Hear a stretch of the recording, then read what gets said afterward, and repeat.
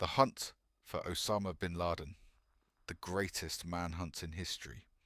September 11th, 2001, 8:46 a.m. The world watched in horror as American Airlines Flight 11 struck the North Tower of the World Trade Center. 17 minutes later, a second plane hit the South Tower.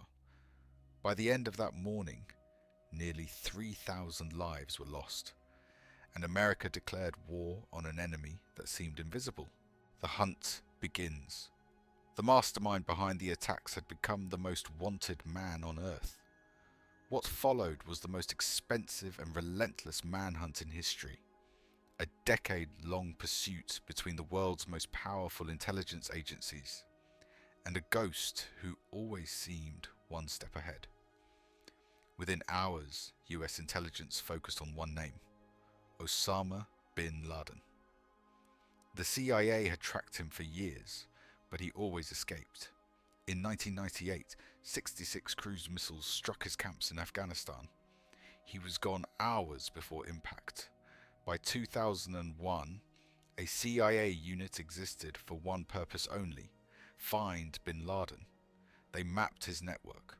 They intercepted his messages. And yet, he remained untouchable. Tora Bora, December 2001.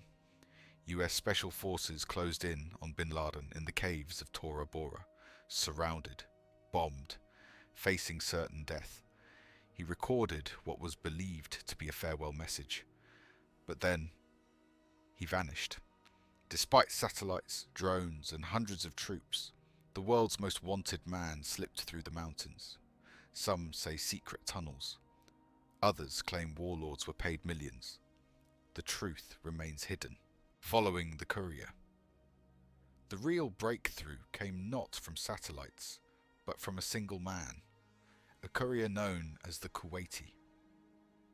Captured Al-Qaeda members hinted that all of bin Laden's messages flowed through him, but his identity remained unknown. Years later, intelligence uncovered his name: Ibrahim Saeed Ahmed.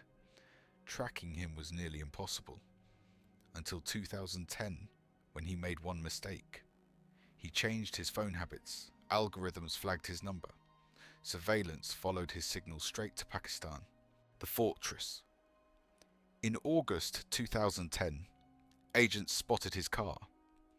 It led to a massive compound in Abbottabad, just miles from Pakistan's military academy. 18-foot walls, barbed wire, blackout windows, no phones, no internet. This was no ordinary home. The conclusion was clear. Someone important was inside. Analysts believed they had finally found Osama bin Laden. Operation Neptune Spear, May 2nd, 2011. 1 a.m. 2 stealth Black Hawks lifted off carrying 24 Navy SEALs. Their mission? Raid the Abbottabad compound. The plan was flawless until one helicopter crashed inside the walls. In seconds, a covert operation turned into a desperate race against time. Pakistani radar detected the intrusion. Fighter jets scrambled. The SEALs had only minutes. Face to face. The SEALs cleared the compound room by room. The courier was killed. Hard drives and documents were seized. Then they climbed the final staircase. A tall figure appeared, then retreated. Inside a bedroom, women screamed. Children cried. There stood a man with a grey beard. After 10 years of searching, Osama bin Laden was face to face with America's elite. In seconds, it was over. The most wanted man in the world was dead. The entire raid had lasted just 38 minutes. Justice delivered. Hours later, President Obama told the world, "Justice has been done." Within a day, bin Laden's body was buried at sea, preventing any shrine from forming. Intelligence recovered from the compound nearly 100,000 files, revealed Al-Qaeda's secrets and global plans. 9 months later, the Abbottabad compound was demolished. Only the foundations remain. where the architect of September 11th spent his final years. From the ashes of September 11th to the silent waters of the Arabian Sea, justice travelled 3,519 days and more than 6,000 miles.